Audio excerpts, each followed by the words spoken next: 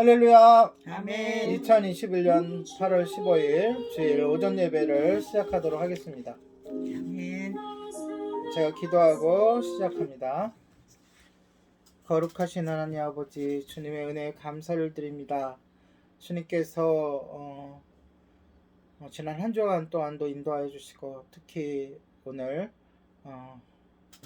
광복절을 맞이하여 주님 함께 예배할 수 있도록 인도해 주심을 감사합니다. 이 땅에 참 평화를 주신 주님, 이제 예수 그리스도로 말미암아 우리의 생명을 구원하여 주셨고, 또한 더불어 우리들에게 복음을 증거하게 하여 주심을 감사합니다. 하나님, 이 어려움 가운데서도 우리가 믿음을 잃지 않고 주님께 나와 예배하오니 예배 가운데 임재하여 주시고 우리의 찬양과 경배를 받아 주시옵소서. 아멘. 감사를 드리며 예수님의 이름으로 기도드립니다. 아멘. 아멘. 찬양합니다.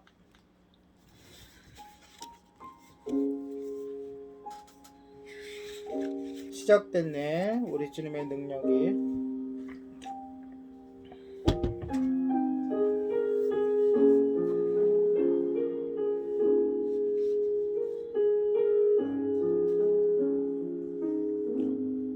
시작됐네, 우리 주님의 능력이 나의 삶을 다스리고 새롭게 하네. 자유 안에 죄와 질병으로부터 나의 삶은 변하고 난 충만하네. 은혜로다, 은혜로다, 주의 은혜 한량없는 주의 은혜, 은혜로다, 주의 은혜 변함없는 신실하신 주의 은혜. 시작됐네, 우리 주님의 능력이 나의 삶을 다스리고 새롭게 하네. 자유 안에, 자유 안에 죄와 질병으로부터 나의 삶을 변하고 난 충만하네. 은혜로다, 은혜로다,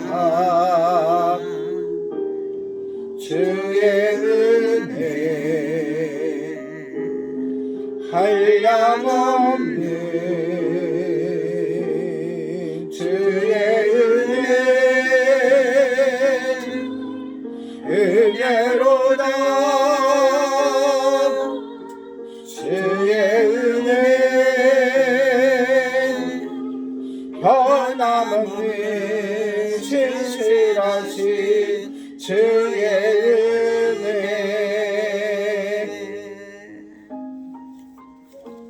아멘. 아멘.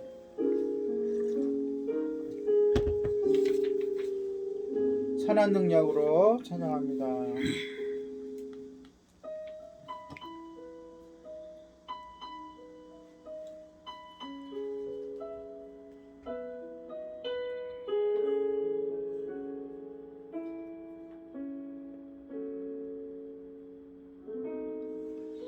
그 선한 힘에 고요히 감싸여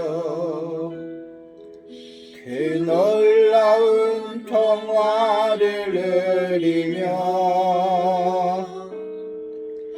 나 그대들과 함께 걸어가네.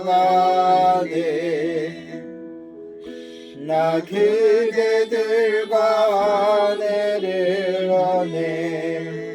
맨 밑에 그 선한 힘이 우릴 감싸시니 믿음으로 일어난 일 기대하네. 주 언제나 우리와 함께 계셔 하루 또 하루가는 새로워.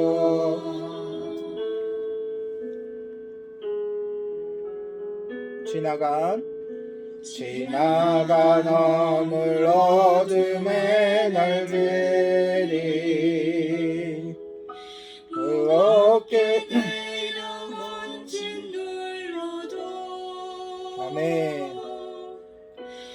주여 우리 외면치 마시고 약속의 구원을 이루소서. 그 선한 힘이 우리 감싸시니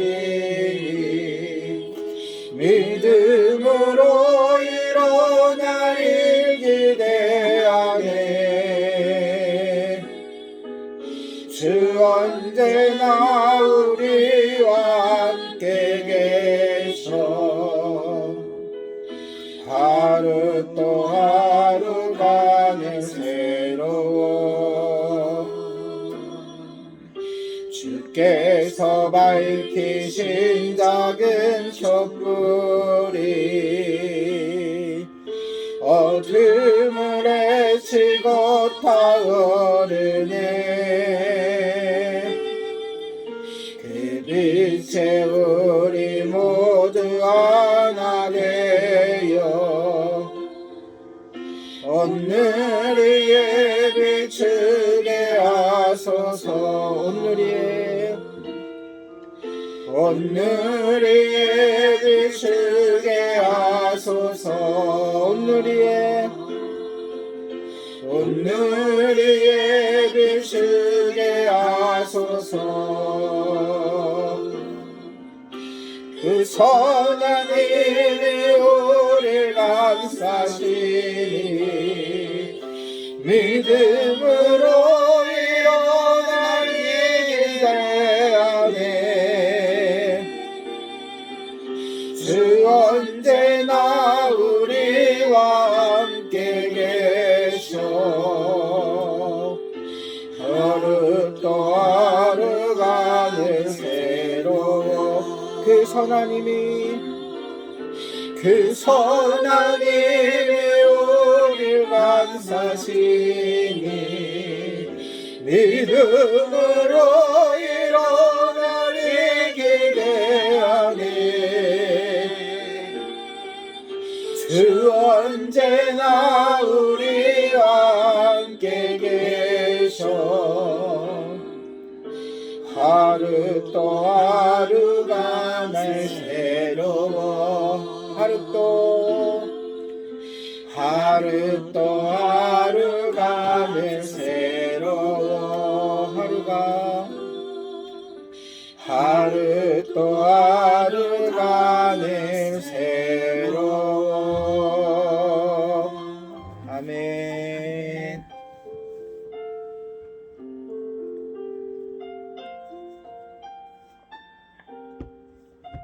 네, 오직 주의 사랑에 매여 함께 하겠습니다.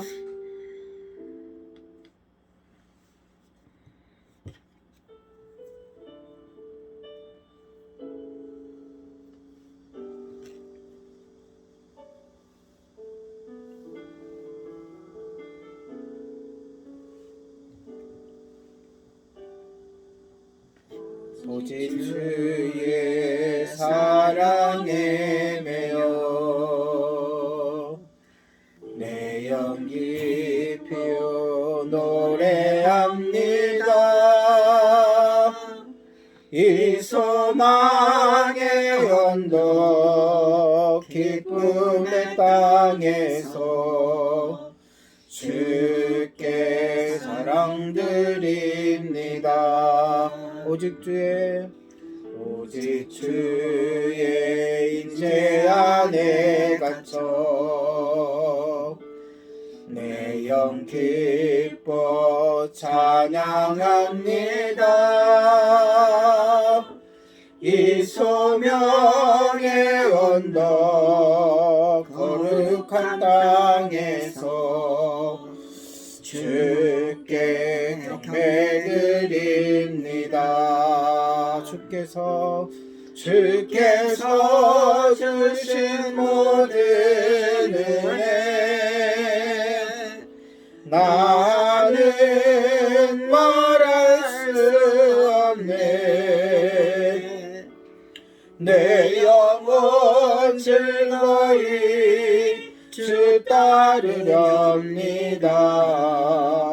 주께 손드립니다. 이 시간 합심해서 기도합니다. 지난 일주일 동안 함께 해주시고 인도해 주신 하나님께 감사를 드리고 이 예배가 우리가 영과 진리로 드리는 참된 예배가 되게 해달라고 우리가 산제물이 되게 해달라고 하나님께 간구하고 그리고 말씀을 증거할 저를 위해서도 간절히 기도하시기 바랍니다. 같이 기도합니다. 거룩하신 하나님 아버지 주님의 놀라우신 은혜에 감사드립니다. 하나님 아버지 주님의 놀라우신 은혜로 인도하여 주셔서 감사합니다. 함께 해주셔서 감사합니다. 지켜주셔서 감사합니다.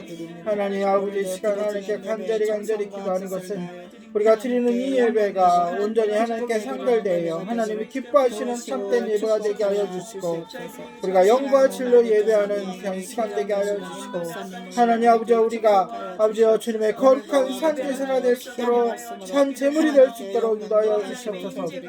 하나님 아버지 주님의 성령님께서 역사하여 주셔서 우리의 마음의 문이 활짝 열리게 하여 주시고 그리하여 하나님 우리가 온심을 다하여 주님께 예배하며 기도하며 찬양하며 나아갈 때에 하나님 아버지 주님의 말씀을 우리가 받게 하여 주시고 그 말씀대로 각오하며 살도록 인도하여 주시옵소서. 예배를 인도하며 말씀을 증거하여 저에게도 힘을 더하여 주시고 성령의 충만함을 함께 하여 주시고 주님의 놀라우신 역사를 인도하여 주시옵소서. 감사를 드리며 예수님의 이름으로 기도드립니다. 아멘. 인내송 함께 주님을 찬양합니다. 주께와 엎드려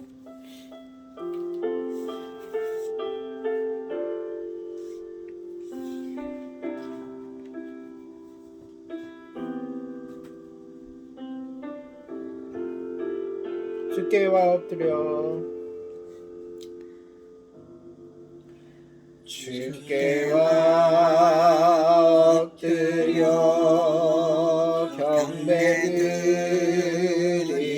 경배드립니다.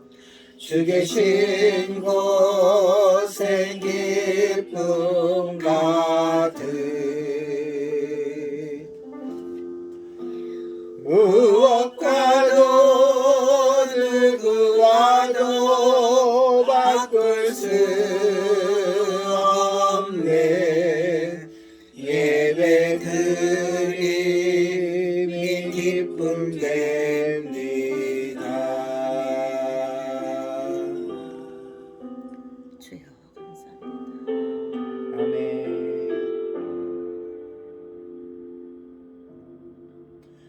주께와 엎드려 경배드립니다.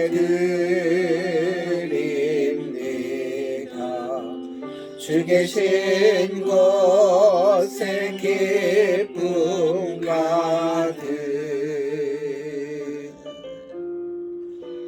무엇과도 누구와도 바꿀 수 없네.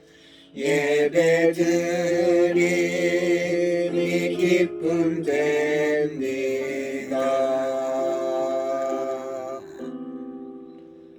무엇과도 누구와도 바꿀 수 없네. 예배 드림이 기쁨 됩니다. 아멘. 사도신경으로 우리 신앙을 고백하도록 하겠습니다.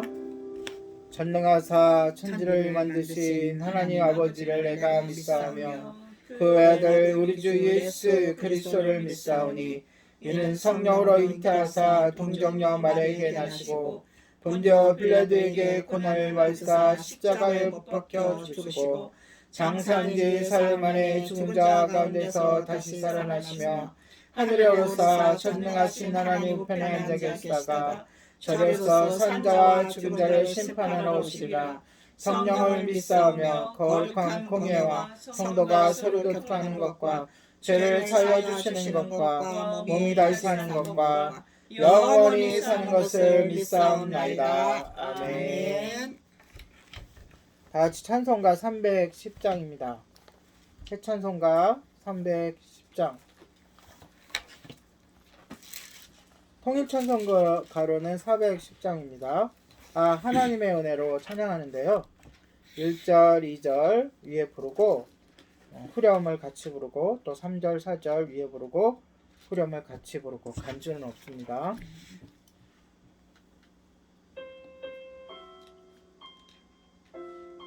하나님의 은혜를 생각하면서 찬양합니다.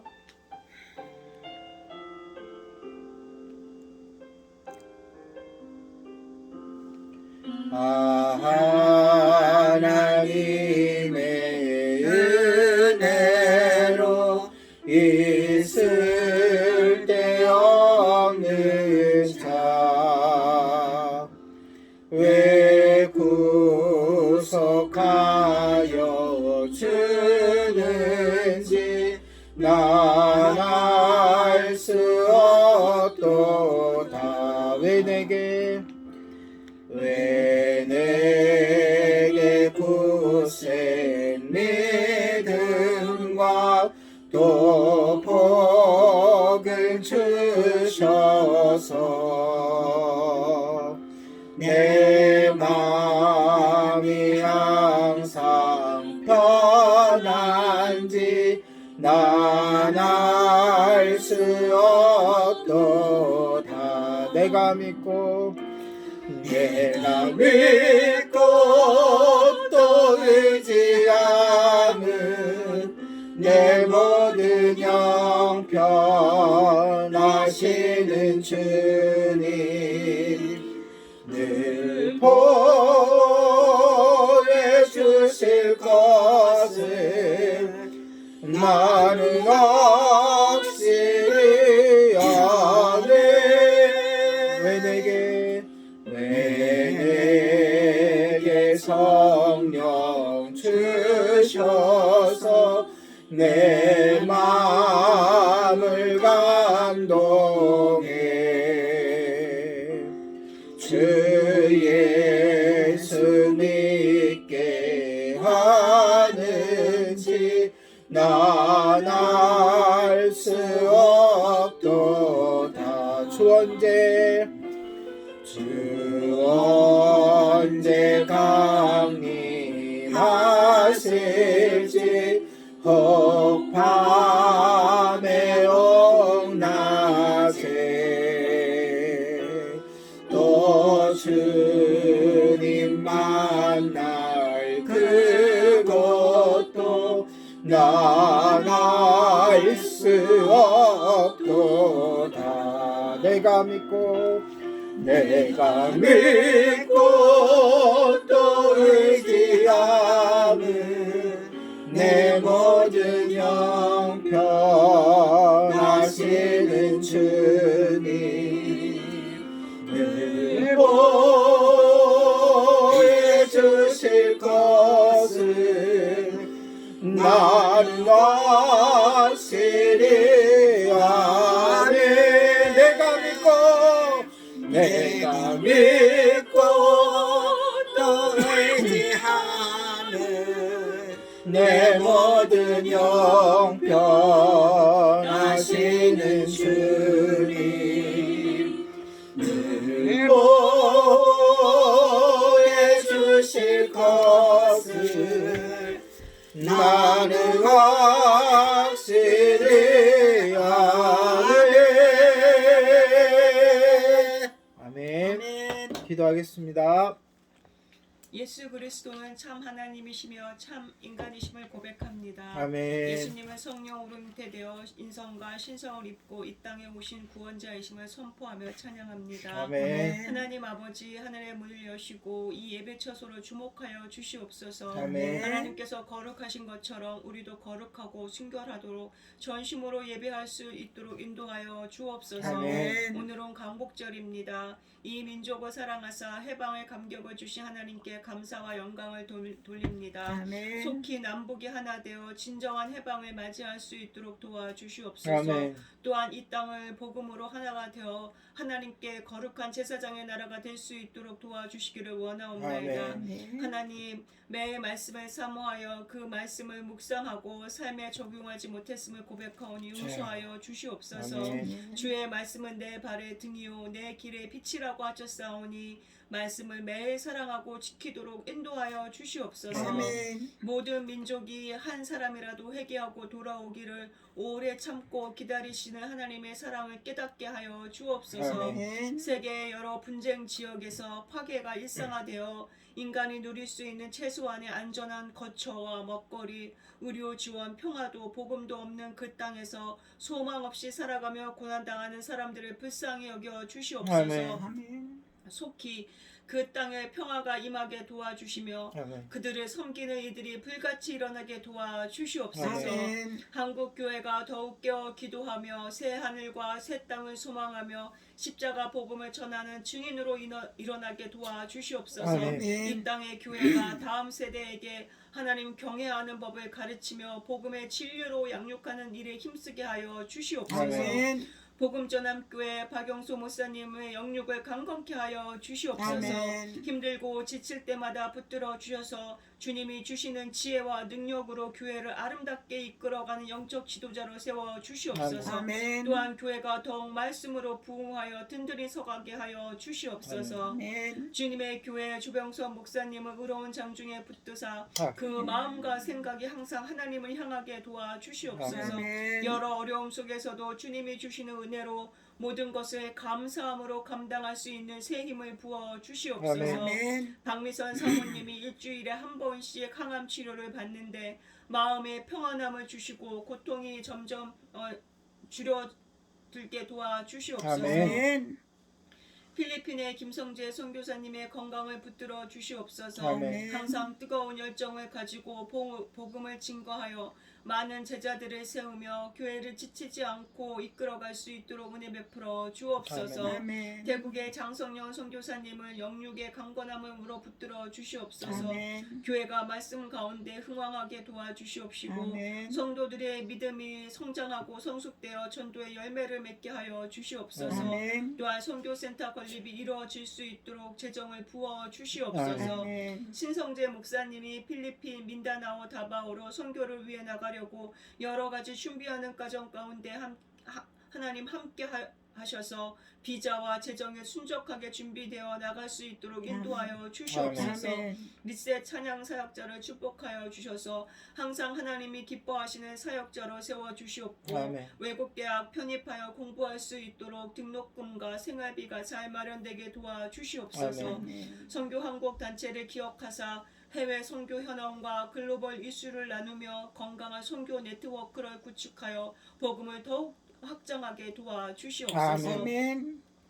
예림교회를 축복하신 하나님 감사합니다. 아멘. 교회의 머리 되시는 예수 그리스도 안에서 거룩하고 아름다운 질서 있는 교회 되게 하여 주옵소서. 아멘. 예림교회가 안디옥 교회처럼 성령으로 충만하여 선교와 복음을 증거하는 선교의 전초기지로 세워 주시옵소서. 아멘. 이 시간 예배를 통하여 하나님의 임재하심과 은혜를 풍성하게 경험하게 하옵소서. 아멘. 말씀을 드릴 때 성령을 통하여 하나님을 바로 알도록 우리에게 이해력을 더하여 주시고 아멘. 하나님께 순종하려는 새로운 마음을 부어 주셔서 우리의 마음과 눈과 입 귀가 열려 하나님의 크신 행하심을 말하게 하여 주시옵소서. 아멘. 김정민 담임 목사님을 축복하여 주옵소서. 무슨 일을 하든지 하나님의 능력과 지혜로 감당하게 하옵소서. 아멘. 하나님의 동력자가 되어 귀하고 복된 일에 쓰임 받게 하옵소서. 아멘. 하나님의 창조하신 모든 만물 가운데 내포되어 있는 하나님의 섭리와 지혜를 잘 분별하게 하시고 아멘. 그것들을 이 시대에 맞게 응용하고 발전시켜 나가는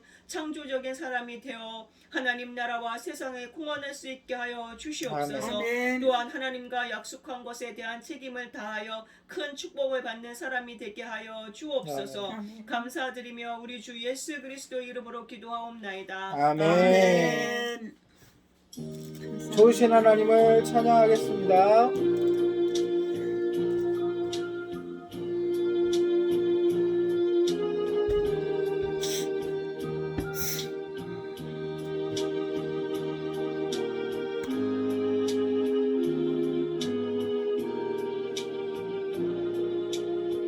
좋으신 하나님, 좋으신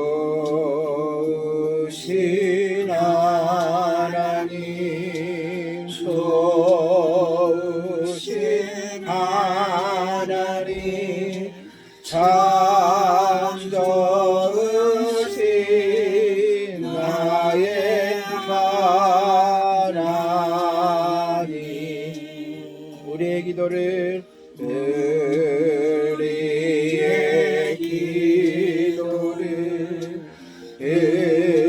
응답해 주시니 참 좋으신 나의 하나님.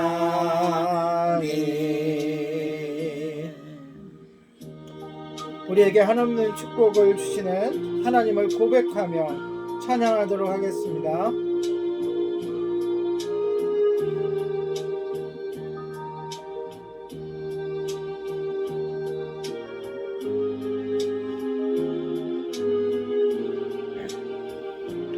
한없는 축복을, 한없는 축복을 우리에게 주시는 참 좋으신 나의 하나님.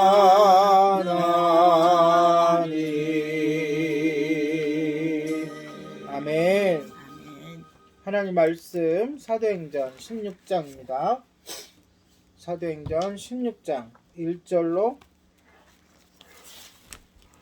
10절까지입니다. 사도행전 16장 1절로 10절. 예, 저와 여러분이 한 절씩 읽고 마지막 절은 함께 읽도록 하겠습니다. 바울이 더베와 루스드라에도 이름에 거기 디모데라는 제자가 있으니 그 어머니는 믿는 유대 여자여 아버지는 헬라인이라. 디모데는 루스드라와 이고데온에 있는 형제들에게 칭찬받는 자니 바울이 그를 데리고 떠나고자 할새 그 지역에 있는 유대인으로 말미암아 그를 데려다가 할례를 행하니 이는 그 사람들이 그의 아버지는 헬라인인 줄 다 알미러라. 여러 성으로 다녀갈 때에 예루살렘에 있는 사도와 장로들이 적정한 규례를 그들에게 주어 지키게 하니 이에 여러 교회가 믿음이 더 굳건해지고 수가 날마다 늘어가니라. 성령이 아시아에서 말씀을 전하지 못하게 하시거늘 그들이 부르기아와 갈라디아 땅으로 다녀가 무시아 앞에 이르러 비두니아로 가고자 하되 예수의 영이 허락하지 아니하는지라.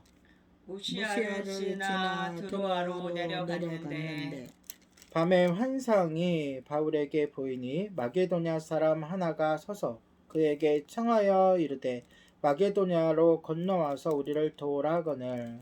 바울이 그 환상을 보았을 때 우리가 곧 마게도냐로 떠나기를 힘쓰니 이는 하나님이 저 사람들에게 복음을 전하라고 우리를 부르신 줄로 인정함이로라.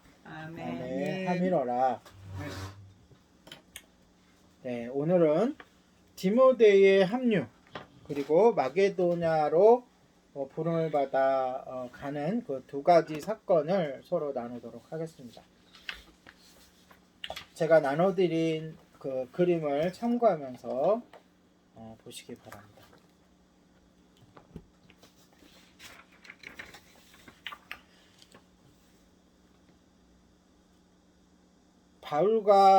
바나바와 헤어진 바울과 실라는 함께 두 번째 선교 여행을 떠났죠.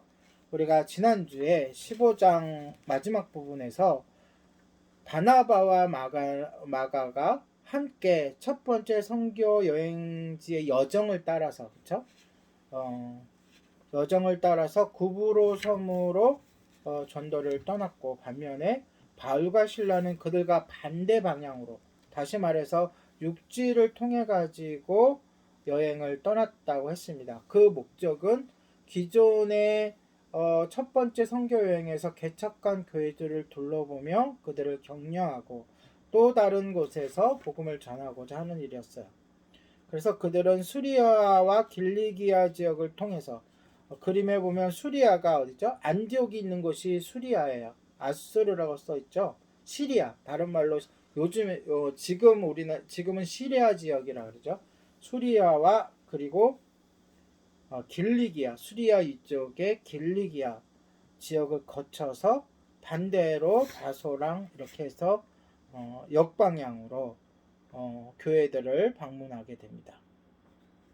그렇게 하다가 북쪽으로 점점 나아가서 처음 교회를 세웠던 더베를 지나서 루스드라까지 도착하게 돼요. 예. 이 도시에서 어떤 일이 있었는지 어떻게 복음을 증거했는지는 기록이 나와 있지 않지만 원래 목적대로 세워져 있는 교회를 방문하고 그들을 더욱더 마음을 다져주고 믿음을 견고하게 하고 했던 일들을 했을 거라고 추측이 됩니다. 이 루스드라에서 바울은 누구를 만나죠? 디모데를 만납니다.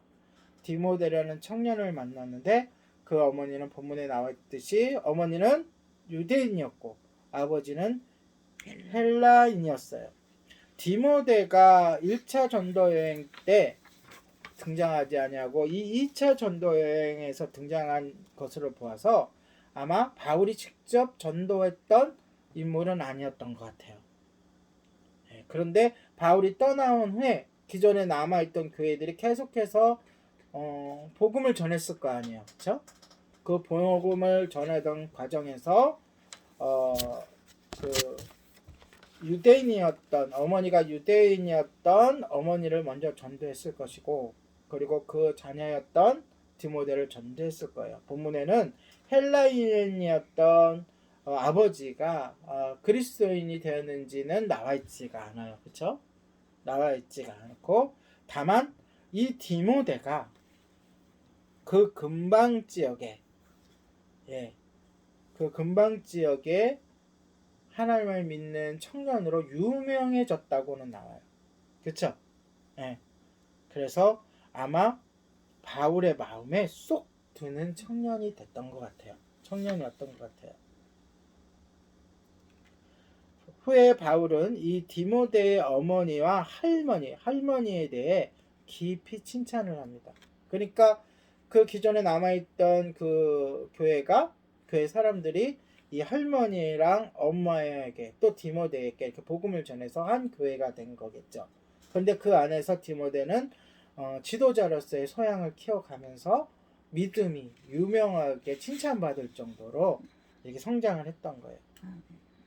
우리가 디모데후서는 바울이 그 로마 감옥에 갇혀서 마지막 말년에 썼다고 지난주에 얘기를 했어요. 후서 1장 5절에 보면 이렇게 나옵니다. 이는 내 속에 거짓이 없는 믿음이 있음을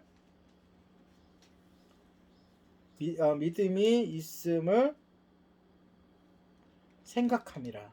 이 믿음은 어디서 온 거예요? 먼저 내 외조모, 다시 말해서 외할머니, 그 다음에 외조모 루이스와 내 어머니 유니게에게 속해 있더니 내 속에도 있는 줄을 확신하노라 라면서 아멘. 먼저 누구에게 썼다고요? 외조모 할머니 와 어머니에게 믿음이 있었는데 그 믿음이 디모데에게까지 전달되었다 하면서 그 어머니와 할머니의 믿음을 칭찬하는 모습을 보게 됩니다. 그러니까 아까 얘기했듯이 그 남아 그 교회가 그 바울이 있을 당시에 교회가 세워졌잖아요. 거기에 어머니가 속해 있었든지 바울이 떠난 후에 예수님을 영접했든지 할머니와 어머니가 먼저 믿음이 있었다 그러니까 그 믿음이 있었고 그 믿음이 자녀에게까지. 예, 그러니까 이 부모 그러니까 어머니의 믿음, 할머니의 믿음이 얼마나 중요한지 그 가족을 얼마나 구원할 수 있는지 알 수 있습니다. 아멘.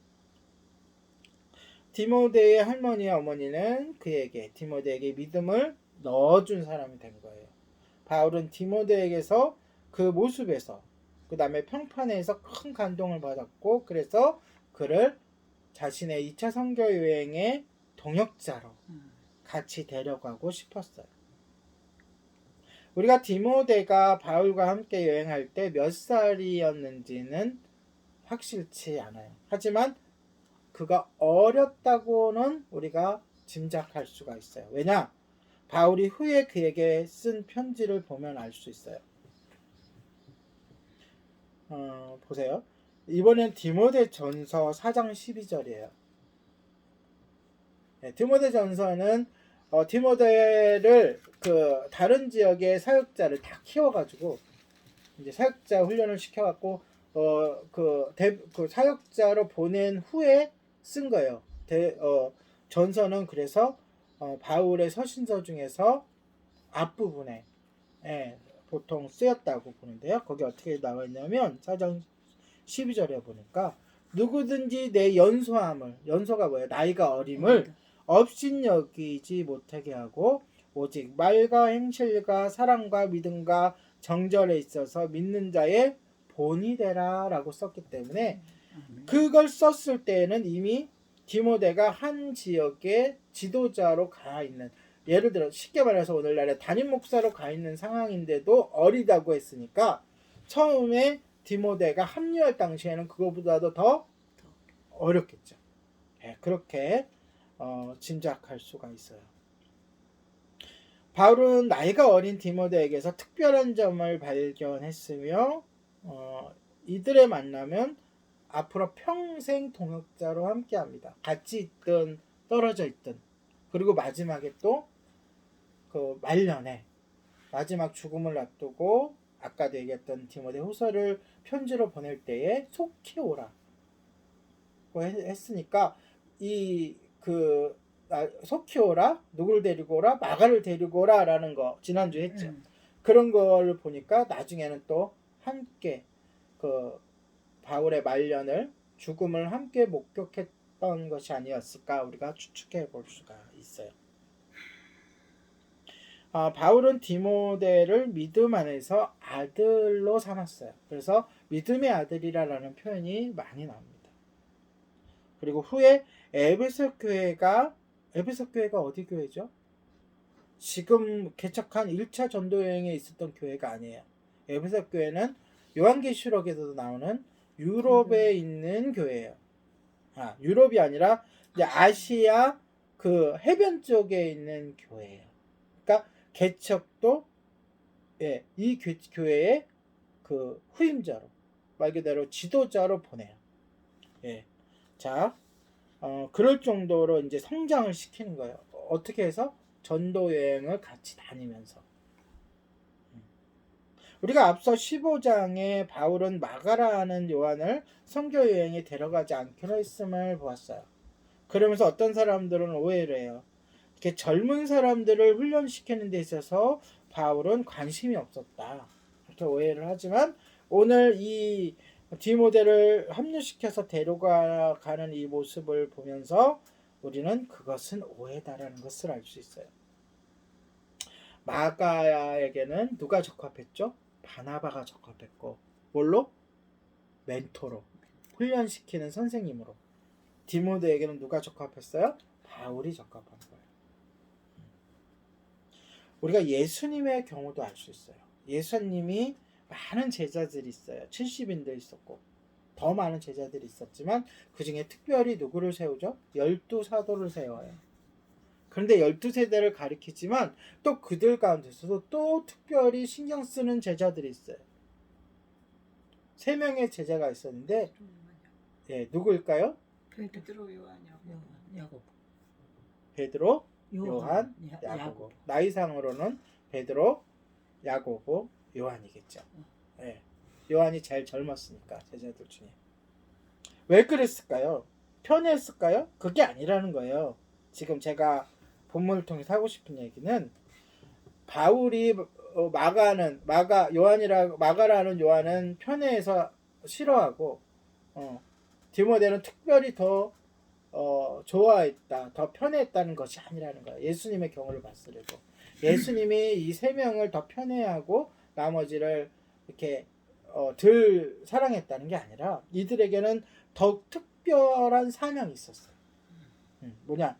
베드로는 초대교회의 대표자로서의 사명이 있었고 특히 공식적으로 이방인에게 복음의 물꼬를 트는 인물이 되는 사명이 있었어요. 누구에게요? 고넬료라는 대표적인 예를. 그러니까 항상 복음을 전하러 다닐 때에 사도들이 항상 그 문제가 부딪힐 거 아니에요. 이방인들에게 복음을 전해야 되냐 안 전해야 되냐고 항상 갈등이 생기거나 그러한 문제가 생길 때는 이 고넬료 사건이 뭐가 되는 거예요? 증거가 돼서 항상 이방인들에도 복음이 열렸다라는 것을 보여주는 그러한 사명을 갖게 되는 거예요. 아멘. 자, 그러면 요한은 어떠한 사명을 가질까요? 요한은 오래 살면서 이 초대교회의 마지막 사도가 죽을 때까지 마지막 사도가 되는데 이 초대교회를 지켜보는 증인이 되는 거예요. 그리고 마지막에 이 교회들의 어렵고 핍박을 당할 때에 그들을 위로하기 위하여 하나님께서 쓰신 편지가 있어요. 그 편지를 대필해요. 그 편지가 어디죠? 요한계시록. 그것을 기록하는 사명을 가지고 있었어요. 그렇다면 이 야고보는 어떠한 사명을 가지고 있을까요? 더욱더 특별한 사명을 갖고 있었어요. 사도들 중에서 제일 처음으로 순교의 열매를 맺는 사명을 갖고 있었어요. 그래서 이 순교가 가장 큰 열매이고 사명인 거예요. 자, 이렇게 특별한, 물론 다른 사도들도 이 뒤를 따라가지고 인도로 가서 순교를 하게 되고 또 로마에서 순교를 하게 되고 그러니까 목숨이 다할 때까지 복음을 증거하게 돼요. 그러니까 성경에 기록된 특별한 사명을 갖고 있었던 이 3명을 특별히 더 훈련시키는, 그래서 변화산에도 이 3명을 데려가고 또 그 야이로의 딸을 살릴 때에도 이 3명만 그 방으로 특별히 데려가고 그러한 뭔가 좀 특별한 그러한 훈련을 예수님께서 더 시키시는 모습을 우리가 보게 돼요. 여러분, 우리가 서로가 서로를 필요로 합니다. 하나님 일을 하는 데 있어서. 그리고 먼저 된 사역자는 후배 사역자를 양성해야 될 의미가 있어요. 그리고 중요한 것은 한 사람이 하나님의 사역에 모든 일을 다 할 수가 없어요. 이것이 오늘 본문이 바울이 디모데를 선택해서 데리고 가게 되는 선교단에 합류시키는 그 모습을 보면서 우리가 깨달아야 할 거예요. 뭐요? 서로가 서로를 키워주고 도와주고 함께 해야 된다. 한 사람이 모든 일을 다 할 수 있다 없다? 없다. 그런데 3절에 보면 바울이 디모데에게 할례를 받도록 권고하는 내용이 기록되어 있어요. 이것은 특별히 기록되어 있는 거예요. 의도가 있이 기록된 거예요. 자, 앞에 보니까 루스드라와 더베와 다소 이고니온에서 무슨 일을 했는지는 기록에 안 나와 있어요. 하지만 특별히 바울이 디모데를 할례 받도록 권고하는 내용은 누가가 특별히 기록하고 있어요. 그건 왜 그래요? 누가는 나중에 지도를 보면은요. 누가는 언제쯤 합류하냐면 저기 유럽으로 건너가서 데가볼리라는 곳에서 합류해요. 이때는 없는 누가가 없기 때문에 누군가가 강조해서 누가에게 전해주지 않으면 알 수 있는 내용이 아닌 거예요.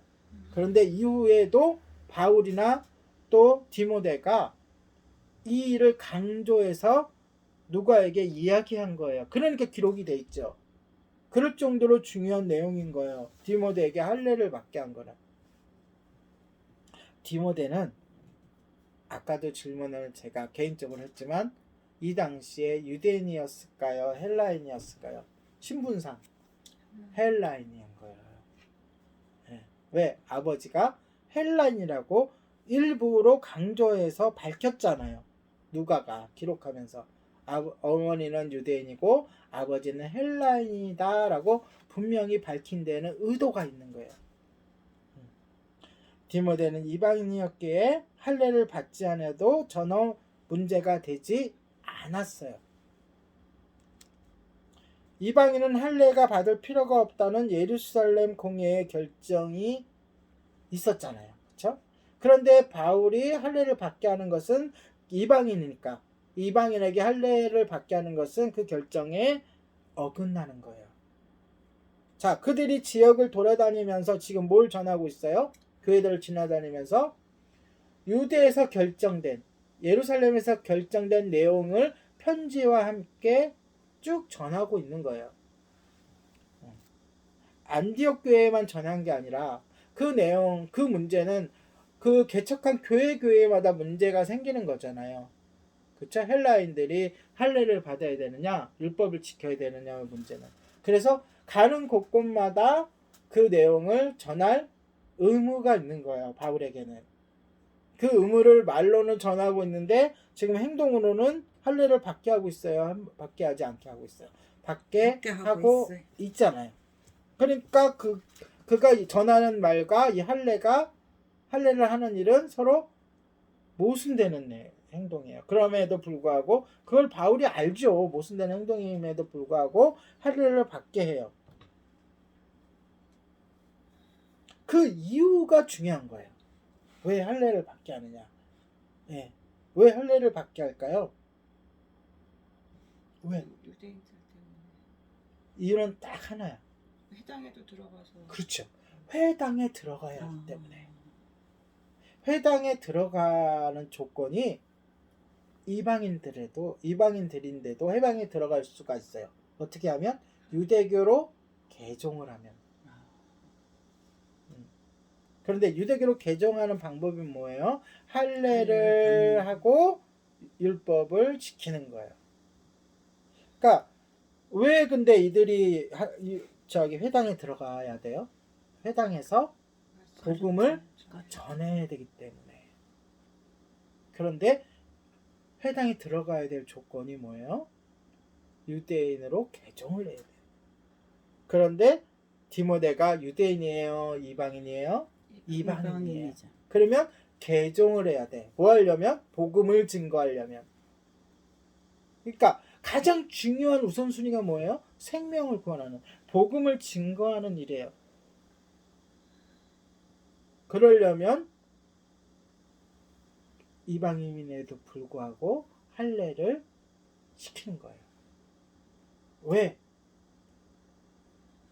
일단 1차 전도여행 때 보자고요. 바나바는 유대인이었어요? 유대인이었죠. 바울은 유대인이었어요? 유대인이었죠. 비록 헬라 지역에서 태어났어도. 자, 마가 요한은 유대인이었어요? 유대인이었죠. 그러니까 이 할례 문제는 아무 문제가 되는 게 아니에요. 그들에게는 이미 할례를 받은 사람들인 거예요. 자, 나중에 마가 요한을 대신해서 데려갔던 신라는 유대인이에요? 이방인이에요? 유대인인 거예요. 왜? 그 신라가 예루살렘에서 유대인 대표로서 그 결정사항을 전하기 위해서 내려갔던 그런 사람이잖아요. 그러니까 아무런 문제가 되지 않는 거예요. 다만 디모데만 유대인이 아닌 지금 누구예요? 헬라인인 거예요. 이방인. 그러니까 이 문제가 생기는 거예요. 유대인에게도. 왜? 그냥 이방인들에게만 복음을 전할 사람으로 디모데를 성장시키려면 상관이 없어. 근데 디모데는 그게 아니야. 교회의 대표로 세워져야 될 사역자야. 그러니까 교회에는 이방인도 있죠. 그러나 유대인도 있잖아. 그리고 그렇게 성장시키기 위해서는 회당에서 바울이 복음을 전할 때에도 같이 있어야 되잖아요. 왜냐하면 이들이 가르치는 방식이 바울이 하는 것을 보면서 배우는 거니까. 그래서 부득불 그에게 할례를 행하게 한 거예요. 이해하셨죠 이제? 네. 네. 그래 바울은 복음을 전하는 데에는 지극히 실용적인 방법을 택해요. 이방인들은 디모데가 할례를 받는 것에 대해서는 전혀 관심이 없어요. 할례를 받아도 디모데인 거고 할례를 받지 않아도 디방. 그러나 다만 유대인들에게는 할례를 받느냐 안 받느냐는 크게 적용이 되는 거예요. 문제가 되는 거예요. 그래서 이방인이 회당에 들어가서 설교하는 것 그리고 설교를 듣는 것 거기에 대해서 문제가 되기 때문에 걸림돌을 미리 제거하기 위해서 할례를 행하게 한 것이다. 추후에 디모데가 아까도 얘기했지만 에베소 교회 담임 목사가 됩니다. 그런데 이것을 미리 했기 때문에 제거를 미리 제거해놨기 때문에 걸림돌을 그 일에 있어서 큰 도움이 됐을 것이라고 우리가 추측을 할 수가 있어요. 자, 바울과 실라와 디모데, 그렇죠? 이 셋이서 이제 여러 도시를 다니면서 구원은 유대인뿐만이 아니라 이방인들에게도 열려져 있으며 또 아까도 얘기했지만 예루살렘의 공의에 결정된 것들, 너희들이 할례를 받지 않아도 율법을 지키지 않아도 오직 예수 그리스도만 믿으면 구원을 얻는다는 것을 결정된 사항을 전했고 다만 유대인들을 위해서 뭐하지 말라? 세 가지 피채 먹지 말라. 음행하지 말라. 세 번째 음행하지 말라. 피채 먹지 말라. 우상에 바쳐진 음식은 먹지 말라. 이 세 가지를 누구를 위해서 하지 말자고 권면한다고요? 유대인 그리스도인들을 위해서. 그들이 시험에 들지 않도록 그것을 전하면서 도시를 여행하면서 복음을 전하고 있었어요. 음행하지 말라. 구원은 모세의 율법에서 오지 않아요. 뭐죠? 오직 예수 그리스도를 믿음으로 오는 거예요. 모세 율법에서부터 자유롭다는 메시지를 전하면서도 디모데에게 할례를 권고한 것은 위선적인 행동이 아니라 디모데가 받은 할례는 율법의 명령 때문이 아니라 복음을 전하는, 생명을 구원하는, 선교를 해야 될 사람들을 위한 배려 차원에서 이루어졌다는 점을 우리가 반드시 이 본문을 읽으면서 우리가 짚고 깨닫고 넘어가야 돼요.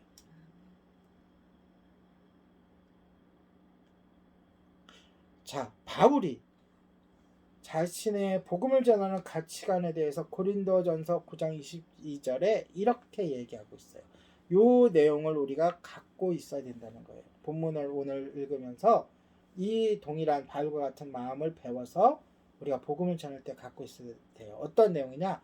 약한 자들에게는 내가 약한 자가 된 것은 약한 자들을 얻고자 하며 약한 자들을 구원하고자 하며 또 힘이 있는 자들 내가 여러 사람에게 여러 모습이 된 것은 아무쪼록 몇 사람이라도 단 한 사람이라도 구원을 하고자 함이니라 라고 기록되어 있어요. 그러니까 어떻게 해든지 바울의 목적은 뭐예요? 한 사람이라도 복음을 들어서 구원을 얻게 하는 것이. 그 중에 한 방편으로 디모데에게 할례를 받도록 하는 것이라는 거예요. 그러니까 우리도 어떠한 방법이든 간에 범죄하는 일이 아니면 우리가 고개도 숙이고 욕도 먹어가고 겸손한 마음으로 또한 그들과 하나가 돼서 죄를 짓지 않는 것이면 복음을 전하려고 노력을 해야 한다는 것을 배우게 됩니다. 아멘. 바울은 개인적인 확신을 굽히지 않았지만 때로는 바울이 승을 낼 때도 있고 막 그 거짓 교사와 맞서 싸울 때는 화도 내고 싸울 때도 있지만 복음을 전할 때에는 언제든지 자신의 그 신념을 부수적으로 여겼다는 거예요. 고집하려 들지 않았다는 거예요. 우리는 항상 모든 사람들이 개인적으로 편안하고 자유로운 생활을 하기를 원하죠. 그렇죠? 네. 그러나 하나님은 그 같은 상황을 넘어서는 분이에요. 그래서 하나님은 우리의 전통과 신념과 체제 안에 머물러 계시지 않고 그분은 우리가 상상하지 못하는 영역에서도 일하시는 분임을 우리가 인정해야 돼요. 그리고 우리를 그런 하나님의 그런 섭리에 우리를 맡겨드려야 돼요. 사도 바울은 비록 자신에게 편하지 않는 방법이더라도 자신에 맞지 않는 옷이더라도 자신이 불편하게 여기는 방법이라도 주님이 원하신다면 기꺼이 자신을 포기하려고 했습니다. 앞으로 쭉 볼 사도행전에서도 보면 어떨 때는 사도 바울이 자신에게 맞지 않는 자신의 성향에 맞지 않는 것을 요구할 때에도 하나님은 복음을 전하는 것이라면 기꺼이 자신을 내려놓고 그 맞지 않는 옷을 입고라도 복음을 전하는 모습을 보게 돼요. 특히 이 유대인 중에 유대인이요 바리새인 중에 바리새인이라고 고백할 수 있는 이 바울이 이제 점점 헬라 지역에 가까운 그 로마 지역 또 이 이탈리아 이쪽 유럽으로 가면 갈수록 자신에게 맞지 않는 옷을 만나게 돼요. 문화가 다른 거예요. 그럴 때에도 복음을 전하기 위해서는 자기의 그런 모습을 감추고 그 사람들에게 맞춰서 복음을 전하는 모습을 보게 됩니다. 이게 바울이 대단한 복음 전도자라는 평가를 받는 이유예요. 자, 이제 바울과 그 동역자가 이제 2명이 더 된 거 아니에요. 그렇죠? 실라와 디모데는 복음 사역을 위해서 부르기아, 본문에 나온 부르기아와 갈라디아로 계속해서 여행을 합니다. 예. 그림에 보면 빨간 화살표 방향 있죠? 그 방향으로 쭉 복음을 전하면서 그들은 먼저 6절에 보니까 아시아 지역. 이 아시아는 우리가 오해하지 않을 게 현대의 아시아 대륙을 얘기하는 게 아니에요. 예. 이렇게 터키 지역 밑에 요 지도에 보면 아시아라는 지역이 있어요. 그러니까 이들의 여행지로 보면 여행하는 이들의 기준으로 보면 남쪽이에요. 여행 여행 경로의 남쪽에 있는 6절에 보면 아시아로 가려고 했어요. 복음을 전하려고 했지만 성령님이 어떻게 했어요? 막았다고 그래요. 그리고 7절에 보면 비두니아라는 지역으로, 다시 말해서 이 지도에 보면, 나눠드린 지도에 보면 이들의 전도여행 지역에 그 비잔티움이라고 있는 이 북쪽으로 또 복음을 전하려고 노력을 했는데도 성령님이 어떻게 했다고요? 막았다 그래. 7절에 보면. 자, 남쪽의 아시아로도 가지 못하게 막았고 북쪽의 비두니아 지역으로도 가지 못하게 막았으면 이들의 방향은 열려있는 길은 어디예요? 다시 돌아가는 동쪽 지역이 아니면은 어디일까요? 서쪽 지역으로 성령님이 계속 몰고 가시는 것을 볼 수 있어요, 우리가. 그래서 결국 이들이 어디에 도착을 해요? 드로아라는 드로아로. 지역으로 도착을 해요. 이때는 이 드로아는 항구 지역이고 서쪽으로 갈 수밖에 없는 곳으로 성령님이 계속 몰고 있어요. 거기서 성령님은 바울이 가야 할 길을 제시해 주는데 바로 어느 날 밤 환상을 통해서 어떤 환상이에요? 마게도냐 마게도냐로. 지역에서 온 사람이 자신을 부르면서 도와달라고 하는 환상을 통해서 알려주십니다. 바울 일행은 즉시 이 환상이 하나님이 자신들을 마게도냐로 부르고 계심을 깨닫게 됩니다.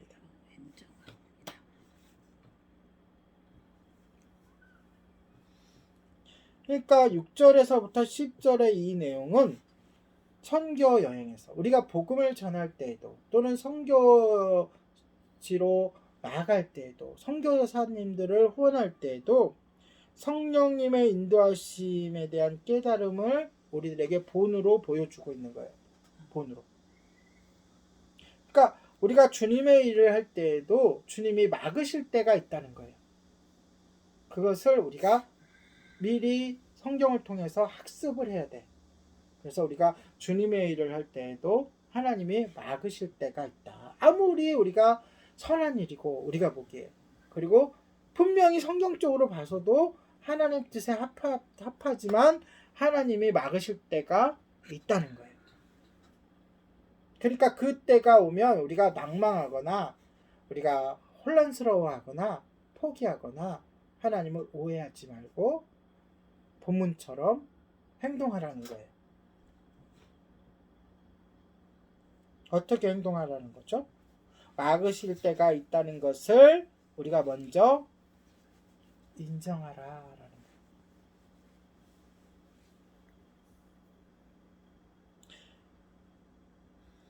그들은 스스로 일을 진행할 수도 있었어요. 아시아에 가서 복음을 전할 수도 있었고 또 그 윗지역 비두니아 지역으로 가서도 복음을 전할 수도 있었지만 성령이 막으시는 것을 깨달은 순간 어떻게 했어요?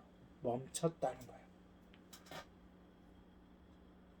하나님이 원하시는 뜻이 무엇인지 집중을 하고 있었다는 거예요. 이 말은 하나님의 일을 하는 데 있어서 주도적으로 하지 말라는 뜻이 아닙니다. 하나님의 일을 할 때는 주도적으로 해야 돼요. 다시 말해서 앞장서서 해야 돼요. 하나님의 일을. 그리고 전심으로 해야죠. 그렇죠? 그걸 하지 말라는 뜻이 아니라 그들이 행하는 모든 일에 기도로 하라는 거예요. 그리고 기도할 때는 기다려야 하는 것도 기도의 요소에 포함되는 거예요. 하나님이 뜻을 알 때까지 기도하면서 뭐 하라고요? 기다리라는 거예요. 모든 결정을 주님께 맡기고 주님에 따라 기회가 열릴 것을 뭐 하라고요? 기다리라. 그들이 어떤 곳으로 가려고 결정하려고 할 때 그들이 어떻게 했다는 거예요? 기도했다는 거예요. 주님, 우리가 아시아 지역으로 가기를 원하는데 주님의 뜻은 무엇입니까? 라고 기도했다는 거예요. 주님, 그렇다면 우리가 북쪽으로 가서 전도하려고 하는데 주님의 뜻은 어떠십니까? 라고 기도하며 주님의 뜻을 기다렸다는 거예요. 이게 굉장히 중요합니다. 우리가 주님의 일을 하려고 할 때 어떻게 하라고요? 기도하면서 주님의 응답을 기다리라는 거예요. 우리는 여기서 인간의 계획과 하나님의 뜻이 조화롭게 연합됨을 볼 수가 있어요. 우리가 무수하게 하나님의 일을 계획하고 준비하고 계획하고 회의하고 하는 것은 굉장히 중요합니다. 그러나 거기에 하나님의 뜻을 깨닫게 되는 하나님의 위대한 뜻이 조화롭게 연합이 될 때 하나님의 뜻을 이루어갈 수 있는 거예요. 안 그렇고 우리의 뜻대로만 하려고 하면 어떤 일이 발생되죠? 여러 가지 난관이 발생되고 상처 있는 영혼들이 일어나게 되고 분쟁이 일어나게 되고 결국 하나님의 뜻이 어그러지는 그러한 결과를 맺는 모습들을 우리가 많이 경험할 수가 있어요. 그래서 오늘 본문이 주는 가장 큰 교훈은 바로 여기에 있는 거예요. 우리의 계획과 하나님의 뜻이 조화롭게 어울려주고 잘 진행되기 위해서는 뭐가 필요하다고요? 모든 일에 있어서 기도가 필요하다. 기다리는 것이 필요하다. 우리도 많이 경험해 보잖아요. 그렇죠? 우리가 여러 가지 계획을 세우지만 하나님이 우리들에게 뜻을 밝혀주시고 기쁨을 주실 때에 그 일을 할 때에 열매가 맺는 모습을 우리가 많이 경험하게 됩니다.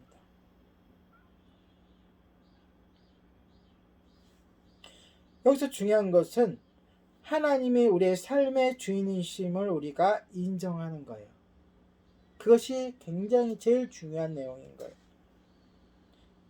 이 말은 때때로 우리가 개인적인 취향도 접어야 하고, 예를 들어서 저 일은 내가 불편해 하는 것도 해야 할 때가 있고,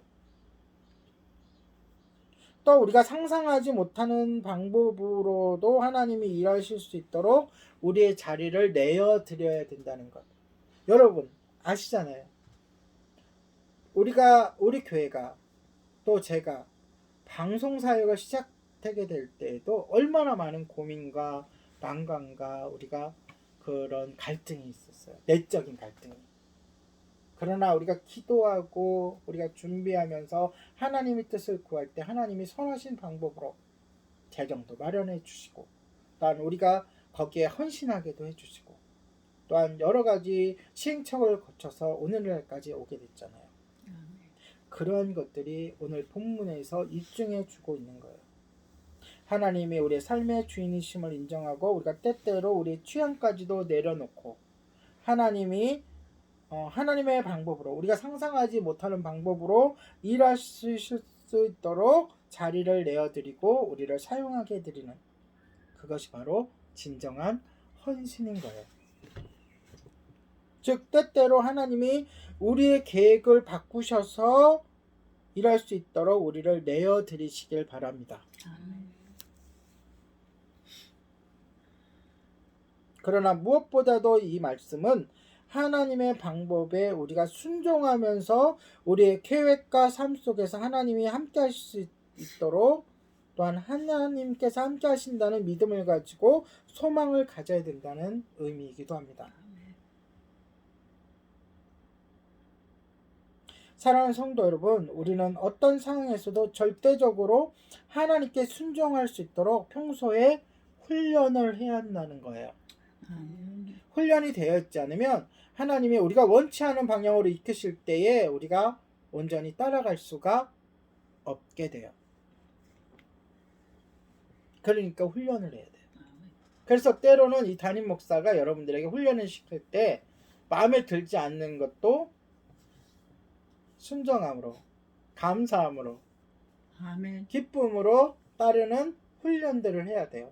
아멘. 처음엔 너무 힘들어요. 그런 것들이. 자신을 내려놓고 이 담임 목사가 자기보다 좀 형편이 없는 것 같은데, 또는 자기의 마음에 들지 않는 것을 요구할 때 그걸 알아야 돼요. 담임 목사님은 결코 여러분을 골탕 먹이거나 여러분이 밉거나 여러분이 싫어서 어떠한 불편한 일을 시키는 게 아니다. 그렇죠. 아니다라는 것을 여러분 믿어야 돼요. 믿지 않는 것은 담임 목사의 책임이에요. 그만큼 믿음을 못 줬기 때문에. 그럼에도 불구하고 오늘 배웠으니까. 비록 제가 개구쟁이고 장난도 잘 치고 평소에 그렇지만 하나님의 일을 할 때에는 오늘 본문에 나온 것처럼 훈련하는 과정이라고 생각하고 따라주시기를 바랍니다. 아멘. 그런데 어떤 일을 구체적으로 해야 되느냐? 우리가 살면서 우리의 삶 속에서 부수적인 것은 무엇이고 절대적인 것은 무엇인지 분별할 수 있는 힘을 길러야 돼요. 우리가 뭐 절대적인 것만 하면서 살 수는 없잖아요. 그렇죠? 우리가 아무리 거룩하고 아무리 훈련이 돼 있다 그래도 우리에게는 부수적인 일들도 해가면서 또 하나님의 일을 해가면서 살아가잖아요. 그러나 결정적인 순간에는 부수적인 일들을 내려놓고 절대적으로 우리가 따라야 하는 일들을 따라가는 훈련이 힘이 우리에게 있어야 되는 거예요. 교회가 힘 있는 교회냐 힘이 없는 교회냐는 바로 여기에 달려 있는 거예요. 우리가 평소 때 살면서 가다가 꼭 결정해야 될 때, 어떠한 일에 위기가 있을 때, 또는 어떠한 중요한 결정을 할 때 부수적인 것들과 절대적인 것들을 분별할 수 있는 힘을 갖고 있느냐, 아니면 힘이 없느냐, 의 차이가 그 교회가 힘 있는 교회냐, 힘이 없는 교회냐를 가를 수가 있는 거예요. 우리가 부수적인 것에 집착함으로써 성령의 역사를 막아버리는 일이 발생하지 않도록 평소에 훈련을 하자는 것입니다. 왜냐?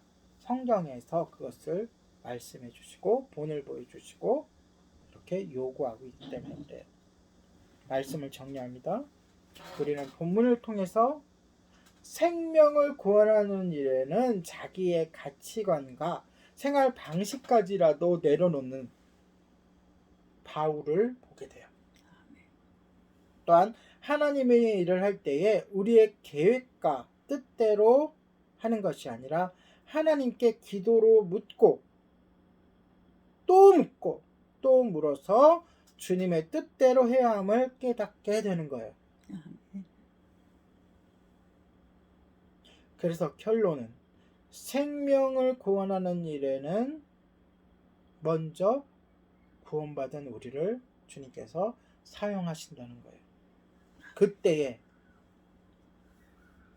주님은 우리의 전 인격을 들여서 우리가 경험하고 배우고 또 우리가 준비된 모든 것을 동원해서 사용하실 때에 우리가 우리의 마음에 맞지 않더라도 우리가 계획했던 방향이 아니더라도 주님께 헌신할 수 있도록 우리가 구원의 좋은 통로가 되기 위하여 날마다 힘쓰고 훈련하는 우리 모두가 되기를 예수님의 이름으로 축복합니다. 아멘. 기도하겠습니다. 우리를 생명을 구원하는 위대한 사역에 동참시켜 주심에 감사를 드립니다. 아멘. 우리 교회 공동체에도 디모데와 같은 사역자를 보내주시기를 또한 우리가 키워내기를 소망합니다. 우리가 비록 개인의 편안함을 포기해야 하는 상황이라도 자신을 성령님과 연합하게 해 주시옵소서. 우리 안에 주님께서 우리를 그저 방치하지 아니하시고 우리의 앞에서 길을 인도하시고 힘주심을 굳게 믿는 믿음을 주시옵소서. 우리가 주님께서 정해주신 우선순위를 따라 살아가도록 인도하여 주시옵소서. 복음을 전함에 있어서 개인적인 의견이 앞서지 않고 오직 한 마음 한 뜻으로 말씀에 의지하여 사역하게 하여 주시옵소서. 감사를 드리며 우리 주 예수 그리스도의 이름으로 기도합니다. 아멘. 우리가 이렇게 하나님의 뜻에 맞춰 살아갈 때에 참된 행복을 느끼며 누리며 살아갈 수 있을 줄 믿습니다. 아멘. 우리 찬양합시다. 행복 이 찬양으로 우리의 신앙을 주님께 고백하도록 하겠습니다.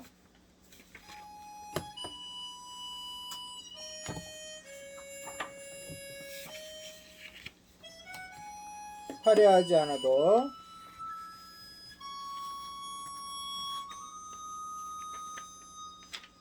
자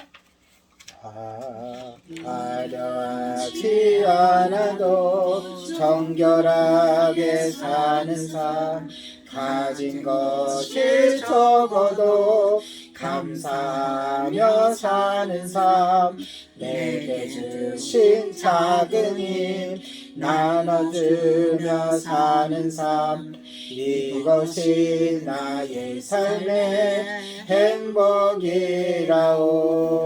눈물 날 일 많지만 기도할 수 있는 것, 억울할 일 많으나 주를 위해 참는 것. 비록 짧은 작은 삶 주 뜻대로 사는 것, 이것이 나의 삶의 행복이라오. 이것이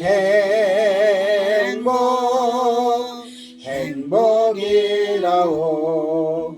세상은 알 수 없는 하나님 선물, 이것이 행복이라오. 하나님의 자녀로 살아가는 것, 이것이 행복이라오. 기도하겠습니다. 하나님, 우리에게 행복을 주셔서 감사드립니다. 그 감사하는 마음으로 우리가 정성껏 헌금했습니다. 이 헌금이 생명을 구원하는 일에, 하나님께 영광을 돌리는 일에, 연약한 자들을 도와주는 일에 쓰이게 하여 주시고, 이 헌금을 한 감사한 마음으로 헌금한 우리의 삶 속에서도 더욱더 감사한 일들이 일어날 수 있도록 주님 은혜를 주시옵소서. 아멘.